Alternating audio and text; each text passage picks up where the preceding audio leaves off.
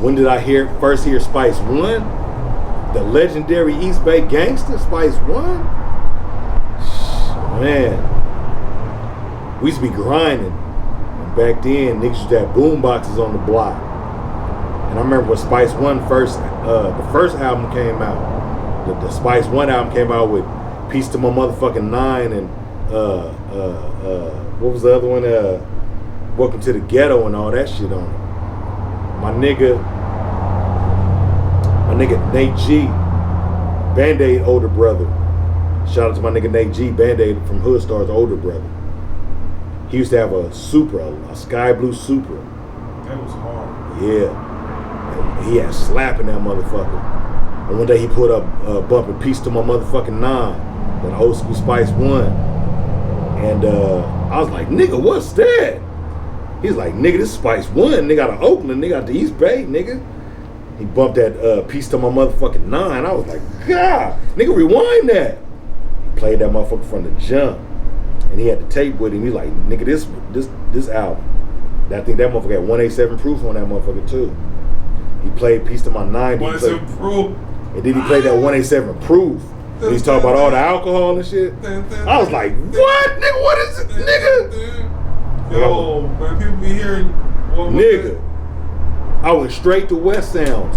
Shout out to my nigga Eddie Tebow at West Sounds. Over the ramp, East Palo Alto. I went straight to West Sounds and bought that fucking album.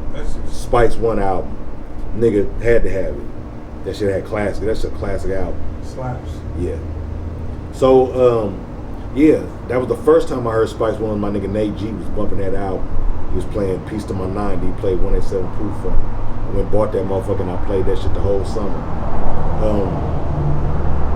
We was with Intermittent Records, and Intermittent Records used to do these barbecues like on Fridays, like on special occasions. They used to do an annual Intermittent Record / Music People barbecue every year. And one year Spice One came, and we met. He was in our video. He was in our Here We Go Again video. We had did a show at the Stone, us and RBL. That was the first time we headlined. We headlined and RBL headlined under us. That's when Let's Do We Learn that just came out. Direct from Backstreet was blowing up. We was big. We were like one of the top Bay Area artists at that time. And RBL had just dropped Let's Do We Learn. So we headlined the Stone and RBL was right up under us. And I think GLP, JT and them was on the bill. The Click, E40 and them came. They was backstage kicking it with us. And Spice One was on the bill. And we was all backstage kicking it. That was the first time I met Spice One. 40 and them was Be Legit and them was backstage. And they introduced brought Spice One back there. We shook hands, we kicked, we blew and shit. And that nigga performed that mother. He got on stage. I don't even think he was supposed to be there. He just grabbed the mic and fucked that shit up real quick. He did 187 proof and Peace to My Motherfucking Nine. And ripped that bitch. Peace to My Nine, they ain't even known about that. And then Men's Society was just about to come out. This was right when the movie was gonna drop. He had just put the single out, Trigger Got No Heart. And he bust that motherfucker. He closed the shit showdown with that and ripped that shit, man. And my God, man. Right after that, he dropped 187 he wrote. And nigga, I used to. That's the motherfucker, but don't bring the alarms. Nigga, with him and fucking the crack him and the boss. Yeah. Yeah, nigga. I used to play that motherfucking tape to the tape pop. 187 he wrote. Sean T on that producer? I think he did. Yeah. Sean T, Blackjack. Cause yo, the Faculty. That's a PA beats, bro. Yeah. PA beats, man. Shout out to Blackjack and Sean T and all them niggas, man. We hear that 90s shit. Yeah. Sound like some funky Frankie Beverly Mays type shit. I'm like, yo, Sean. The clip and the trigger, then they came with that stutter stepping rap. What was that one? Like, when he was. Yeah, I'm like, yo. I gotta look who produced this, man. Man, Spice One is that nigga, man. I always want to know, like, yo, who did that? You know, Spice One is one of the few artists from the Bay Area that niggas from other regions really respect. Like Nas done made a couple songs and dropped reference to Spice One. Spice was hard. Jay-Z done dropped reference to Spice One, and UGK and them done dropped reference to Spice One. And UGK and them actually fuck with us. Right. Like, So them niggas, they just know. yeah, Spice One is one of them Hall of Fame niggas, one of them Mount Rushmore niggas from the Bay Area. But the first, like I say, back to the question, the first time I heard Spice One was my nigga Nate Gardner, my nigga Nate G, 9Gs, Band-Aid older brother from Hood Stars, pulled up in that Super bumping that motherfucking Spice One, that clipping the trigger and that piece to my motherfucking 9. And I was hooked since then. Every album that he dropped since then I've had. Spice hard as fuck. And he gets nationwide, worldwide recognition. Like, you know, the Bay Area ain't really respected in a lot of places, but a lot of places you go, they know that Spice One and that Too Short. They know. Real talk. And that 40, you know, real talk. Yeah, and they trying to learn about Mac Dre. They trying to, yeah, they got up on Mac Dre late in the game. They trying to get up on y'all on RBL too. Us, yeah. Saying RBL, like, when I go to spots, I'll be looking for y'all on vinyl one day though. Yeah. It's like tiers, Bay Area tiers. You got Too Short, Mac Dre. Too Short, Mac Dre is at the number 1 tier. Yeah. And then you got like 40, us, RBL, JT, Sebo, that all, you know, in that second tier of motherfuckers, like in the early 90s. Exactly. Too Short, Mac Dre was that late 80s. We like early 90s on down, and then you got you know what I'm saying? 90 hit, it was like, Yeah. So we was influenced by Mac Dre and Too Short, definitely. Yeah, definitely. First time I heard Spice One. Come here, baby girl. Come here. I was about her age. First time I heard Spice One. That's my seed. That's my young life right I heard there. Spice One. Shit, he probably was one of the first rappers I heard. You know, just listening to rap back in the day, hanging around my cousins.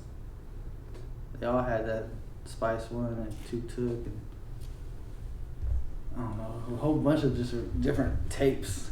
But it was probably like 92 when I heard Spice One.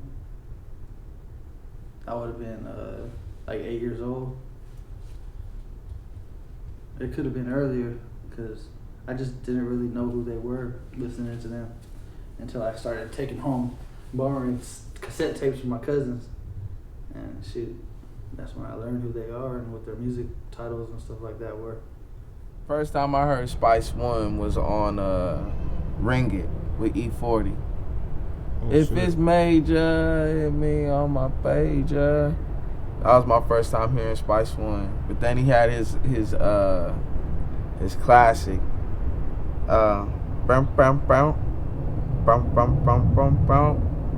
You can tell that the East Bay was his home. 187 Proof. Yeah. The bottles in the fucking video. Yeah. That one right there. Some people even sampled that shit. I don't know if he sampled that. I really don't know. But I know I've heard that beat on other shit from Cash from the Bay. You know what I'm saying? Crazy song.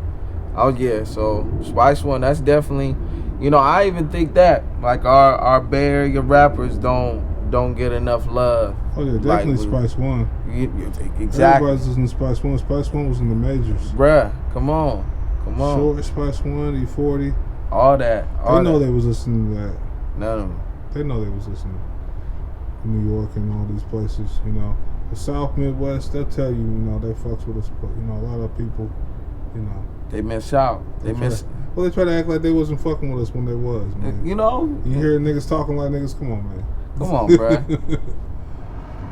When was the first time I heard of Spice One? I was on the block, man, on Illa, where the Hood Stars did that video. Illinois? Yeah, Illinois. In the Ville? Yeah. You know what I'm saying? Shit, I stayed on A block, Annapolis, at Grandma's house. The Nairobi Village? Yeah, but, you know, when I was younger, I stayed out there in the G on Prugas, Azalea. You know, with my folks from SNL and shit. But as I got older, I'm like, yo, I'm gonna stay at Grandma's, man. My uncle was out there, my aunt. I was just having fun out there. It was cool, you know. But I was on the block, man, and my folks, Dre, what's up, Dre? Shout out to my boy Dre, man. You know what I'm saying? He was bumping that shit all day. What's that song where they talking about nothing but alcohol drinks? 187 Proof. 187 Proof, bro. He had that motherfucker on repeat on the block, bruh. You know, he was my folks Dre, man. He's a solid motherfucker, man. I'm glad he's doing good right now. You know, he got his shit together. He got his family and everything. But I was introduced to Spice One by my boy Dre, man, all day. When was the first time you heard Spice One? Speezy Weezy, Spice Weezy.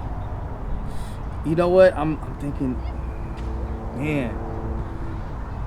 Dude, you act like I ain't rehearsed for this shit, man. 2001, bruh.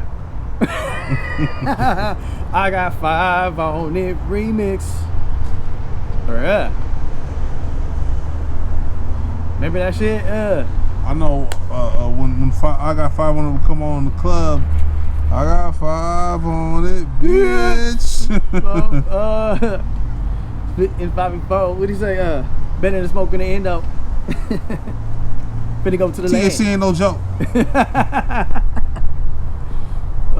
Yeah, hell yeah, dude. You know, to this day, I still ain't hurled when I hit no joint, but I feel what Spice was talking about. About to eat it in crow. Yeah, I still ain't hit the joint that hard. Woo! I know I hit the joint hard. Hey. Though. First time I heard Spice One was summer of '92, 9 Deuce, and I swear it was either coming home from an A's game on BART with moms, or CMC, or it might have been cause I think that summer In Too Deep was out too. Back to the Hotel, and they was playing all the slaps on MTV. Back to the Hotel and Welcome to the Ghetto, if I remember right. But yeah, I think that was the first time I heard Spice One. And that 187 Proof was a shit though too. That was a slapper. Every time they used to put that on, that shit used to slap. You know, and it was almost like it was a B-side because everybody was so on to Welcome to the Ghetto. But 187 Proof was my shit. To this day, the video with the little bottles and shit. When I first heard Spice One, I was living in Bakersfield, California, in a little shack in the projects, and we had just moved down there, and man, that tape helped a lot during that time. But yeah, that was the first time I heard Spice One. Welcome to the Ghetto.